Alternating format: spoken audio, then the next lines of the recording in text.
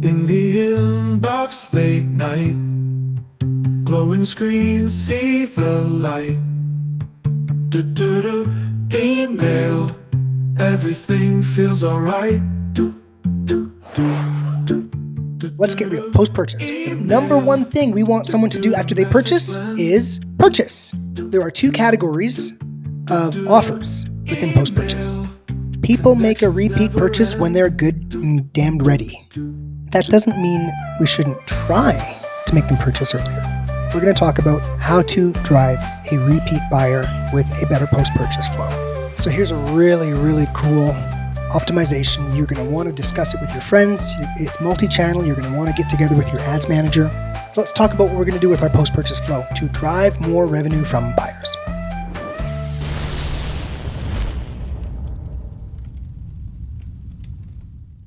It's the world's best email and retention podcast. I'm your host, Jordan Gordon. The world's best email and retention podcast is a member of the DTC network of podcasts and the philosophical home of the Pilot House email and customer retention team. Today, we are going to discuss how to drive more revenue through email. Wonderful. It's going to be a multi-part series. We can't just sit down for half an hour and tell you all this stuff. It's going to take time. But there's going to be some jam-packed, amazing, cool ideas in here, so please stick around. If you are not yet subscribed to the world's best email and retention podcast, please scroll down right now and click on whatever you got to click to do so. You will likely be hearing this syndicated across the DTC podcast as we try to migrate some audience, but that's not going to happen forever. So if you want this great content, if you want to taste the sweet nectar of low-cost revenue through email, you must subscribe to the world's best email and retention podcast. Last episode, we discussed how to measure an email program. It was a 40-minute discussion of metrics, so hopefully you didn't need to drink too much coffee to stay awake through it, and I apologize for putting you all through that, but it's just foundational. How can we even start to go through what we're going to start discussing here, which is how to make more money with email if you can't measure your results? To begin a discussion of how to make more money through email, first we have to kind of describe where the revenue comes from, right? So we split everything up by a few different variables when we just look at revenue for an account, and it's standard. And since we do it for all of our accounts, we get a very good idea. So the information you get here is rock solid. The biggest category often, and these are all generalizations, but often is the welcome email. No surprise. A very meaningful share of your first-time buyers go through your welcome flow. After that is conversion funnel support. Site abandon, browse abandon, cart abandon, checkout abandon. Some people do category abandon. It takes a bit more tweaking. Now, the research is about 3/4 of any campaign's revenue comes from people who've been on your site in the last 30 days. So, funnel support, that's who funnel support's going to. People who've been on your site. They've reached some stage in the purchase funnel. So, of course, pumping that is a huge source of revenue. After that, it gets kind of interesting. So we split campaign up into buyer and prospect. Like when you put prospect and buyer together, yeah, it's going to be bigger than welcome. But when you split them up, one, generally people drive more revenue from buyer campaigns than prospect campaigns. Interesting, right? So of course, everyone at home is splitting up their segments by prospect and buyer, like we discussed in the podcast a year or so ago. If you missed that, we are going to discuss it again. It will be a banger episode where we'll go through engagement segmentation, product segmentation, cohort segmentation, and just tips and tricks to get more out of your segments. But for now, of course, you have separate buyer and prospect segments, right? So because of that, we know what's going on, and we see that buyer campaigns are a large share of revenue, followed often closely by prospect campaigns. Then very small are post-purchase and reactivation continuation. So First of all, the purpose of reactivation continuation is not really to generate revenue. Those are campaigns that go to stale addresses, and the purpose is to get them back into your engagement window and hit them with campaigns. So, no surprise that reactivation continuation are a small share of revenue, but post-purchase is a small share. Why is that? Why are buyer campaigns such a big share of revenue and post-purchase such a small share? Because people make a repeat purchase when they're good and damned ready, right? Key finding. Now, that doesn't mean we shouldn't try to make them purchase earlier. And we're going to talk about that in a second. And one other source of revenue I didn't discuss here was retention revenue from other channels. And so I'll say probably what you're going to see if you look at buyer revenue, you're going to see the majority is from buyer campaigns, and then a minority are from automated emails to buyers. It can be a substantial minority once you've got a really big automated system. It can be substantial, especially if you do like subscribe and save and stuff like that. And then another minority, probably the smallest minority, is repeat purchases from advertising campaigns to buyers to make repeat buyers through ads. We're not an advertising, we're email and retention. So we're not going to talk about how to optimize those things, but they do exist. And if you're an email professional, I would get really friendly with the ads manager because you want them to work on email and on customer retention with you. Ultimately, though, automated emails and ads might still be a minority. Together, might still be a minority of revenue coming from buyers. Okay, so that's where the revenue comes from. We now have an idea. And so just based on revenue sources, you can kind of get an idea of where you're going to make more money. I'll go through our list. The first one, which we didn't discuss at all, so here's the number one. I'll go through a list of 4. We're going to discuss a list of 4, and then we're going to do a cool optimization for one of those 4 right here. The first one is improve domain health. So look, if you're not in the inbox, none of the stuff we just discussed, none of the stuff you can do makes any difference at all. The only thing that matters is improving your domain health. And we discussed quite a bit last episode about all the kind of nasty situations you can get in with the wrong segmentation and how you can false attribute and not even know that it's happening. Number 2, aggressive conversion funnel support. Fill in the gaps. Speak at the right time. Give the right offer. Now, we are going to do a banger talk on conversion funnel support. We did one, a year or so ago. We're going to do it again. I'm not going to go back and repeat the exact same stuff. I'm not even going to watch it. So it won't be, it'll be full of lots of fresh new stuff. I'm sure it'll cover some of the older stuff. We will have that talk, but we're not going to have it right now. That's a banger, and I want to save it for when I've built an audience. So if you're watching this and you love it, go subscribe. Let's get some audience into the world's best email and retention podcast from the DTC podcast. Or if you love email and you've got a coworker or a colleague who loves email, send them the pod. So I will save that banger for when we've got a bit of an audience. Number 3, welcome. Optimizing your welcome. Making your welcome performance focused. I'll just say we do very, very brandy welcomes because our service is it's a very brandy service, but we are a performance agency. So obviously we have performance tactics. I went to Brianna, my number 1 in our team. She has some great welcome tactics. They're her tactics, not mine. She obviously comes with her own toolkit. It's not mine. And she said she wanted to keep her toolkit out of the DTC podcast for now. And I respect that. So we're not going to go through today some wicked tactics to make your welcome flow pop. Someday, though, I'm sure. And then number 4. Now, I'm going to give the generalization for number 4, but then we're going to get into something specific.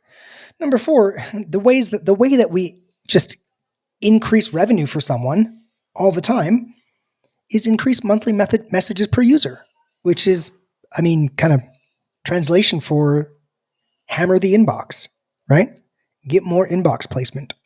Now, this is the world's best email and retention podcast. So I'm not going to end this podcast by saying, hey, why don't you just send more campaigns? Although If you do just send more campaigns, you will make more revenue up until the point where you start getting kicked out of the inbox. And there's a lot of nuance there. So, if you're going to start sending a campaign a day, make sure you work with a professional who understands how to make that work without causing indigestion in Gmail and Yahoo. Now, we just had a little discussion about where campaign revenue comes from. It comes from buyers.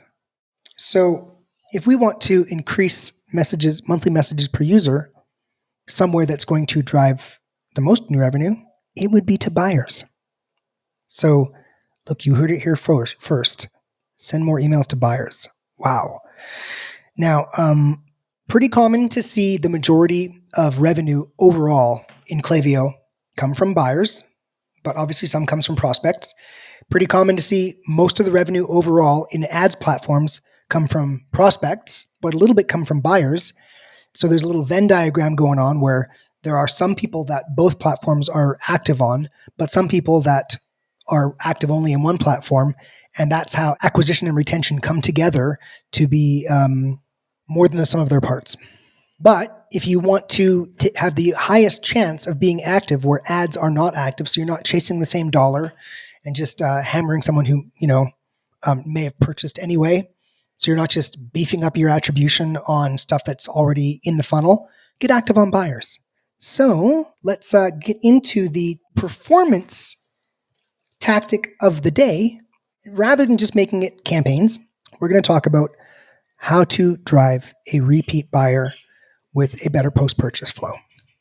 I just told you post-purchase is a minority of revenue, and you can always send more campaigns. Feel free to. I don't need to tell you how to send more campaigns. What I see it every day. People show up, they're sending 3-4 emails a week. They're in spam folder. Feel free. Okay. Now, if a post-purchase flow can make 5% of your buyers, repeat buyers, immediately, rather than waiting 9 months, that's a win. Because this month, 5% were repeat buyers right away. Next month, 5% were repeat buyers right away. Next month, 5% were repeat buyers right away. If your average time to repurchase was, say, 120 days, I don't know, I'm just making that number up, you're talking like 20% of, you drew forward 20%. Like that's significant. So even though post-purchase is small, making improvements on it compound, and it's good, right? So, and you know what? We're going to discuss something a little classier than just sending out more campaigns. I'm sure we'll discuss at some point in the pod how to just spam people. So here's a really, really cool optimization. You're going to want to discuss it with your friends. It's multi-channel. You're going to want to get together with your ads manager. So let's break it up. First, we'll talk about the email portion, of course, because this is the world's best email and retention podcast. And then we'll talk about other channels. Let's understand that there are two categories of offers. Actually, first, let's understand we are going to make a repeat purchase with an offer. So someone comes in, here's the purpose of post-purchase is to make someone a repeat buyer within 30 days, period. Anything, if it's doing anything else, if it's like getting them into the product, I call that getting started. And it's fine to have a getting started flow. But let's get real. Post-purchase. The number one thing we want someone to do after they purchase is purchase, right? So there are two categories of offers within post-purchase. Let's just call them, blanket or broad and specific. A specific offer is much more logic-based, and it's going to be like, it will be, I've got it right here, sorry, an item that is from another category than was just purchased and has a high margin. So here's a specific post-purchase offer. You just bought a red widget, and the things that go the best with red widgets are blue widgets. You don't need another red widget, right? And for whatever reason, you don't need a green widget. What you need is a blue one. And blue widgets happen to be much higher margin than green widgets, of course. So what we're going to do is we're going to give you 20% off a blue widget for the next 30 days. You can take this offer. It's only on a blue widget.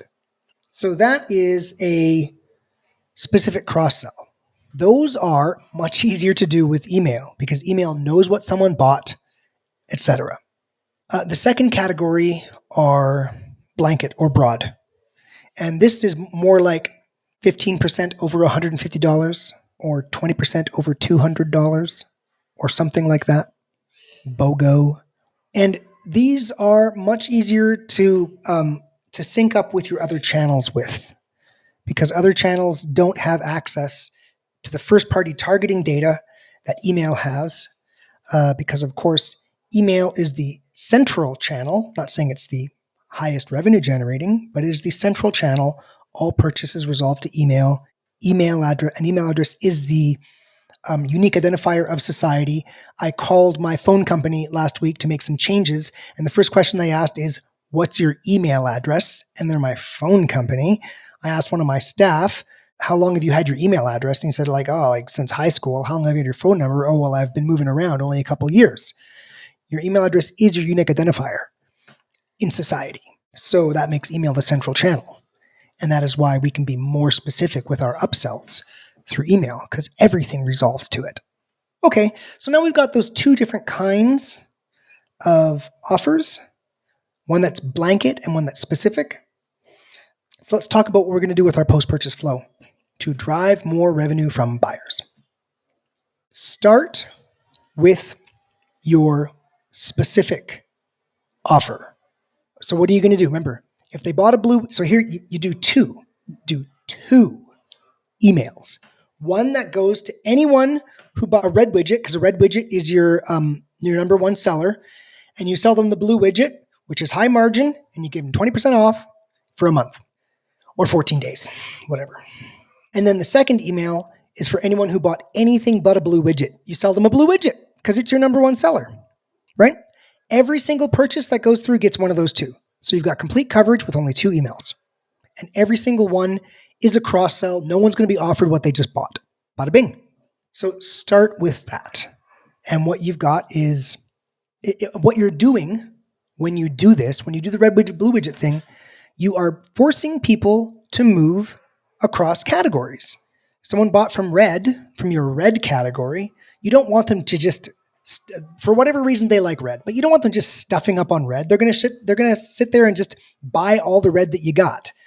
You want to make sure that you extend them along your catalog, right? To be more specific and get off widgets for a second, let's say you're selling t-shirts. Okay, t-shirts are your thing. People are going to just buy your t-shirts to the end of time, right? Don't just show up and discount them on another t-shirt, because that's what sells anyway. Discount the pants, right? You've got some pants you're trying to sell too. They don't sell as often. They're not your essentials, so they probably got a higher margin. I mean, if your stuff that you're selling less often has a lower margin, you're screwing up your pricing. So obviously your pants have a higher margin than your shirts. So discount the pants, move the pants, force the buyer to move down your catalog. So you're doing something strategic with your merchandising while we discount to get this repeat purchase. You're not just giving it away. That's email only.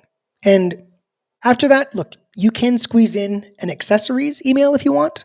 Accessories are naturally high margin as well, or they should be. If your accessories aren't high margin, what are you doing? And you just discount the accessories. And the nice thing about the accessories, you send it no matter what. Even if they bought an accessory, it doesn't matter, because you got lots of different accessories. So you can do the accessories email as well. That's 2 emails. So now they've gotten 2 emails. And the third one is the kicker. It's a multi-channel kicker. Whoa, multi-channel. So, and also why 3? You go in and look at your flows. This is what you're going to find. How fast intent degrades is crazy, right? Someone shows intent, and a week later, part of the flow a week later might have similar metrics to a campaign. Like within a week of showing intent, someone might already be tuned out. No surprise, right? I used to read like Shakespeare all the time. I have trouble now because my attention span is so destroyed by X, formerly Twitter. So, third, email, which is mirrored by other channels. This is my 15% off 150 or 20% off 200. This is blanket. This one, they can just fill it up with t-shirts. But what are you doing? You're putting a minimum on it. You're saying, okay, but you got to spend this much, right? So you know that and it would be like 15% off 1.5 times your AOV or 20% off 2 times your AOV, something like this. You'll figure it out. But enough where you're like, yeah, okay, if I'm getting that much revenue from it, I'm fine to give that kind of discount. Now, for this one, you create a landing page. And the landing page is, look, I don't do the landing pages here, so you're gonna have to talk to somebody, but I envision it being actually just a PDP, just another PDP. It's got a product that might be on another PDP. It's a duplicated product on a PDP if Shopify will let you do that. But basically, I say PDP so someone can directly add to cart from that page.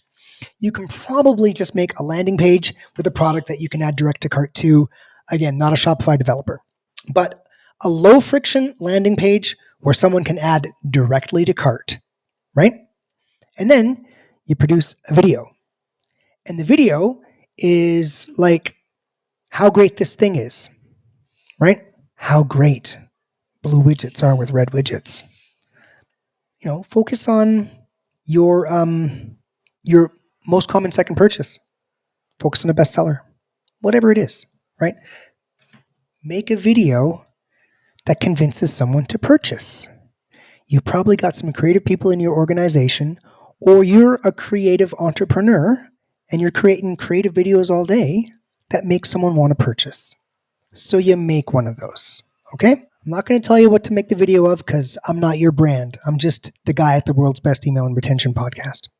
Now, that video should be linked, maybe 5 minutes or something like that, right? Make some content that's of interest. They just bought. They just purchased. So they are very likely to consume your content, okay?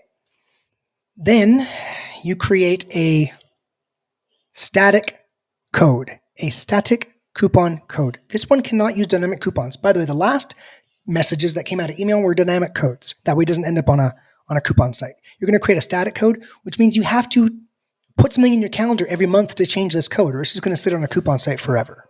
Okay?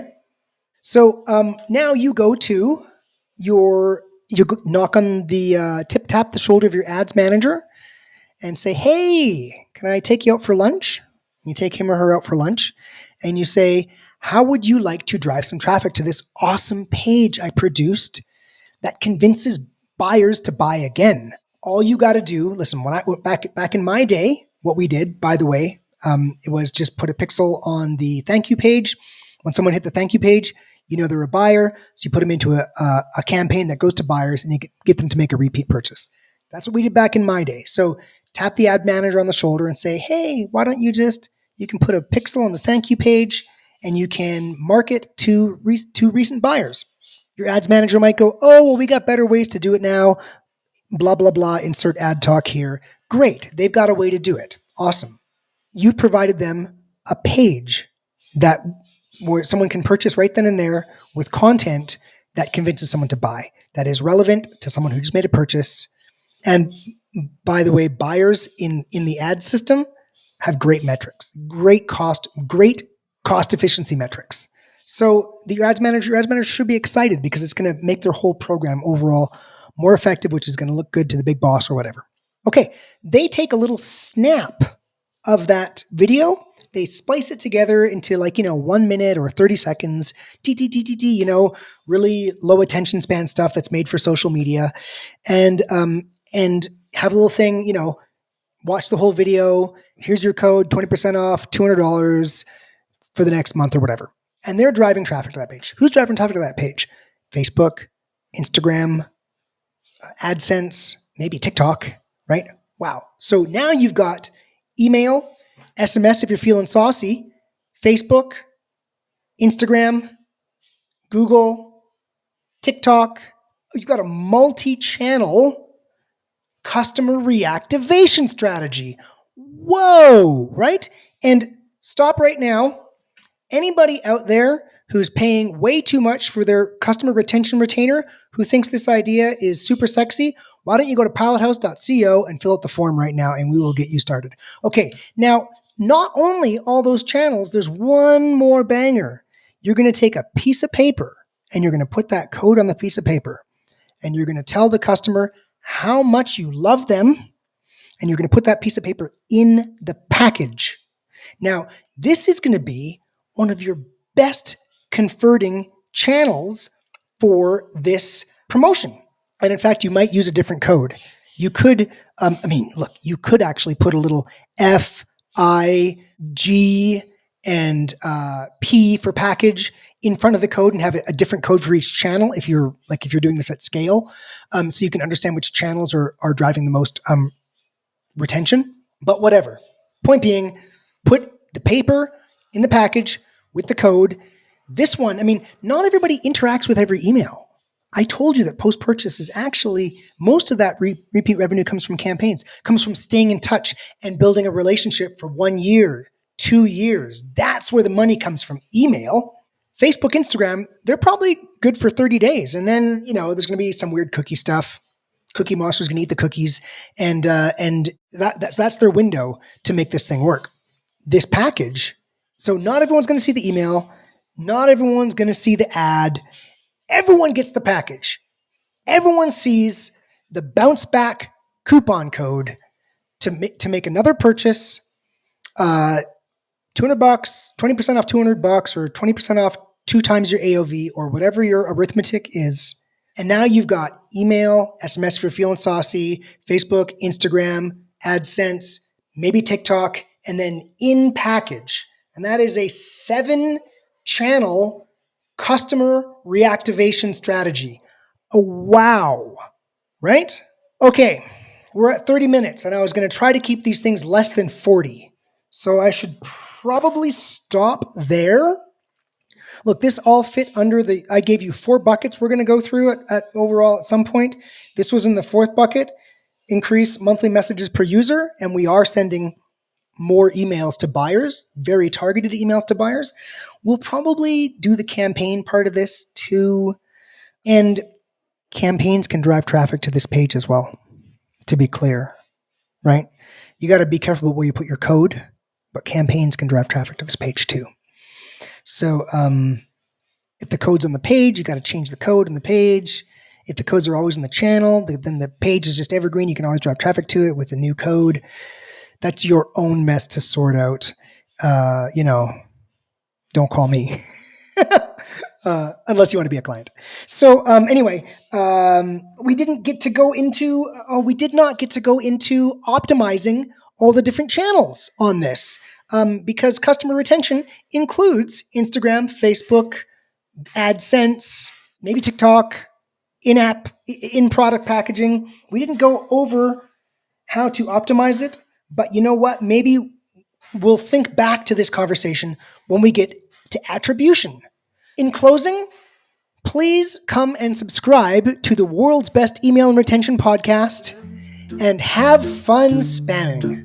In the inbox late night, glowing screen, see the light.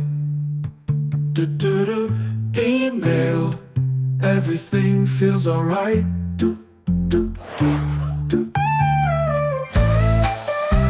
Hey entrepreneurs and spammers, remember, you can't scale without email, and the cheapest customer to acquire is the customer you already have. So please subscribe to the world's best email and retention podcast and learn how to make low-cost revenue a big part of your digital ecosystem.